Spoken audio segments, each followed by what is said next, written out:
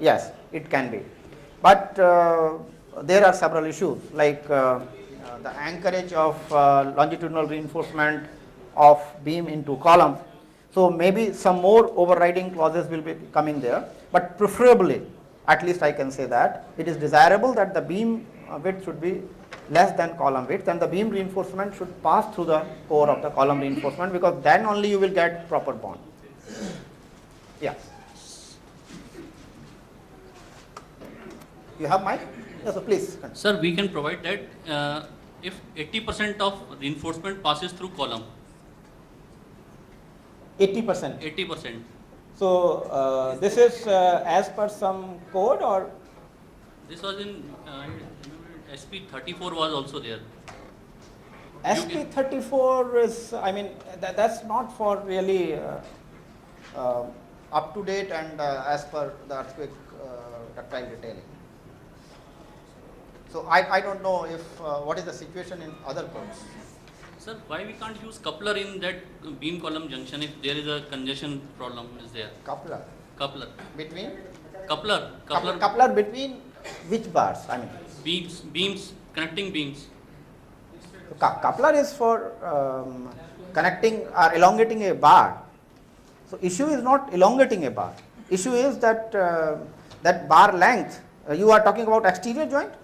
No, I am talking about interior joints. Interior Beam- joint. Beam column junction. So Why we can't use coupler? I'm not able to visualize how the coupler will help. Yeah, mechanical anchorage is possible.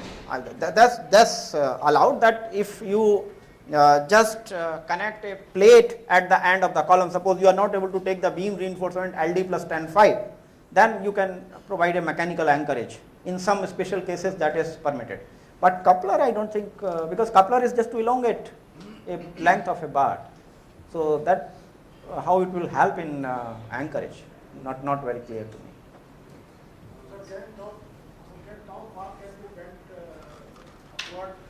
No, that can't, because that comes from the behavior of the joint. Because in the joint there is a diagonal strut forming, which is resisting the shear in the joint, and that is transferring its load, the horizontal and vertical component, to the band which is going down. If we take it up, then that force will not be transmitted properly. So bending longitudinal beam top bars upward is not desirable in exterior. I think you are talking about exterior joints. No, that is not. Sir, to address the issue, sir. Where? You can. Here.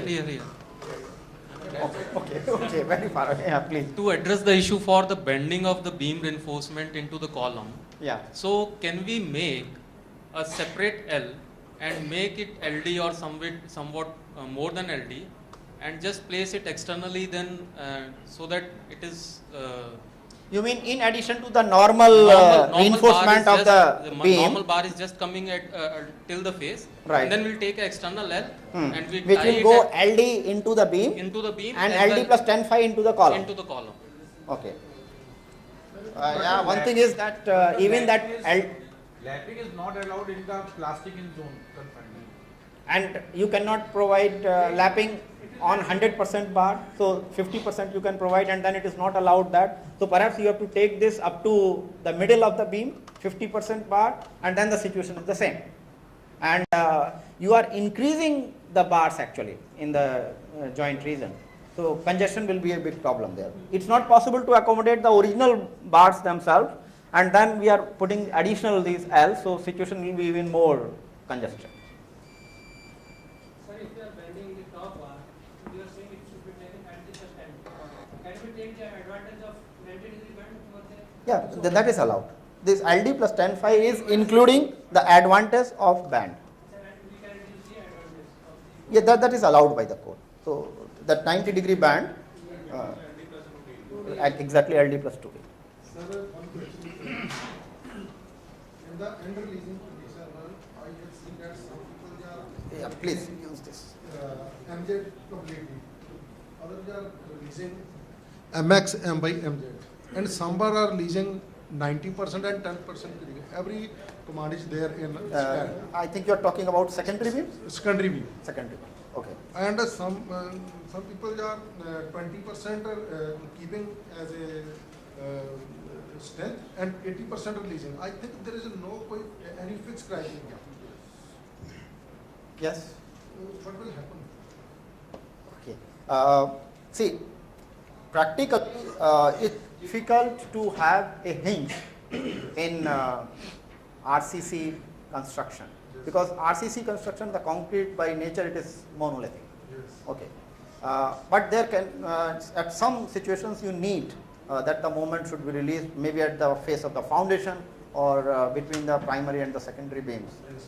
So code doesn't talk about this. I mean, there is no standard provision for that, but I have seen somewhere Yes.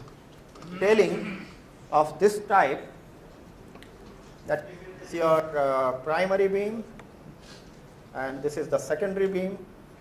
This reinforcement you can leave just here, Yes. but because the shear is also to be transferred. As soon as if crack is developing here, this reinforcement will come off. So it will lose its shear carrying capacity also. Sir, if the spans are nearly equal on both sides, I think then there is no matter of the torsion, because the Okay, both you of have the a beams are beam on this same side also, equal moment. Okay. They are neutralizing each other's. right? Can we? Then there is no issue. Should we, no? there is a Then- need to release the ends. No, why you should release? In that case, you can continue this Yes. reinforcement.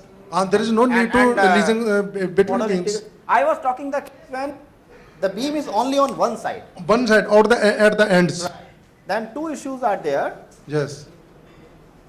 If I provide full development length into the beam, Yes. then the beam will be subjected to large torsion Yes. and the beam will crack in torsion. If the end beam is there, end column is there, end beam is there. And beam is there. If the beams are spans are continuous, I think there is no need to. There is no need and it's not Or desirable the also. torsion is equally from both the sides. Right. Thanks, sir. Okay, that arrangement be that you can have a reinforcement like this, okay. So, and this longitudinal reinforcement in that case, you need not to, the main reinforcement you need not to continue.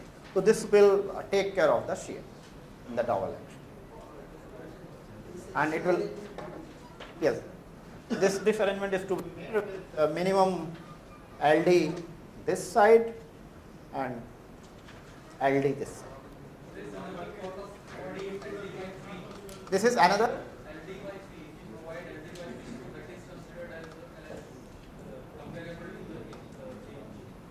Okay. I am not aware. Any?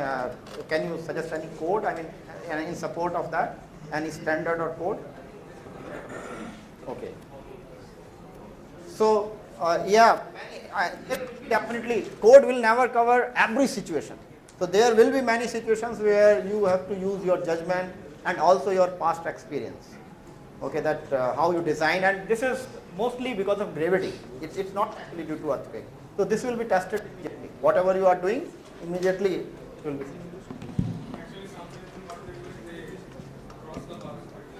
Okay. Okay. Yeah.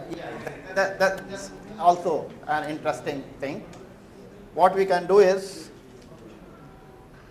wherever you want a hinge, just this longitudinal bar, you take, like this.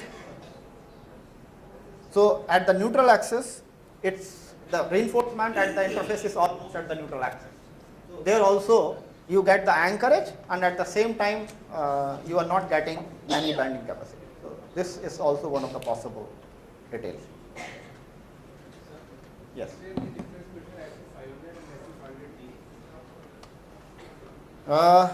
First of all, I mean, we have to see the manufacturer's certificate. There is difference. They claim that this is ductile, so it is having more this thing. But there is nothing like what they are advertising, earthquake resistant, or steel in itself can take care of ductility. So the ductility will come from proper detailing. But of course, if the steel is not having yielding, steel should have sufficient post yield strain. So if the total elongation is 14.5%, so whether it is D or E or is the As per latest code, the only 500D is having 14.5% guaranteed elongation. yeah. So 500D is the appropriate steel to be used. yeah, that's true. I mean, some of these local steels, we have done some experiment in our laboratory. Some of the local steels which we purchase from Muzaffarnagar, it does not yield at all. It just fails.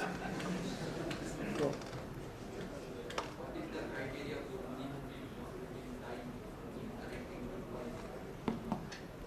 okay. See, yeah, I need your help on this because I do not have any experience. These tie beams which we are connecting, either isolated footings, between the isolated footings we are having tie beams, or we may have tie beams between pile caps.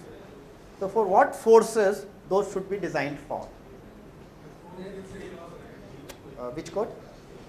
Foundation 1893. Okay.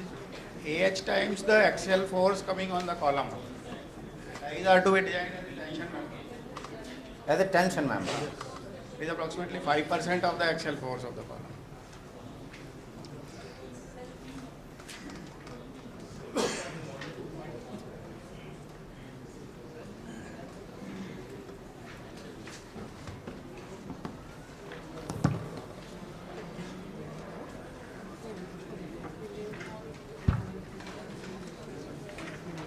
Okay, so if there is a clause in IS,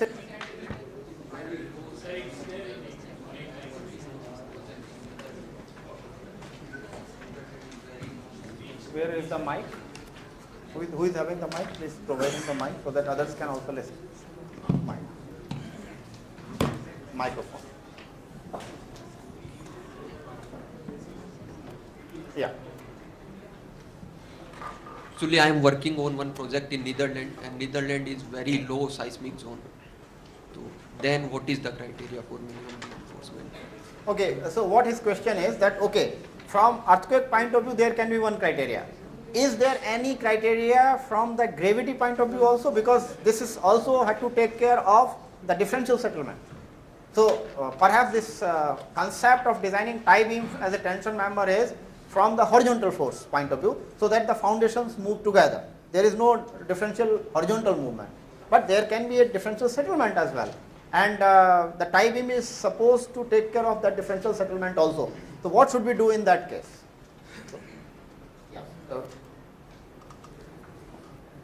Okay, so in the earthquake code, this 7.12.1, the use of foundations vulnerable to significant differential settlement due to ground shaking shall be avoided for structures in seismic zone 3, 4 and 5. In seismic zone 4 and 5, individual spread footings or pile caps shall be interconnected with ties, except when individual spread footing are directly supported on rock. All ties shall be capable of carrying in tension and in compression an axial force equal to AH by 4 times the larger of the column or pile cap load, in addition to the otherwise computed forces. Here AH is as per the clause, but this this last statement, in addition to the otherwise computed forces, and that's his question. Partly this question is answered that it is to be designed for AH by 4 into the reaction there, but what are the other forces, other computed forces? Perhaps those have to do with the differential settlement. So I don't know if anybody is aware of any clause in any code that takes care of this. I have not seen, I have to admit this, that I have not seen a clause regarding that. So I cannot say anything with authority that yes, we can do it like this.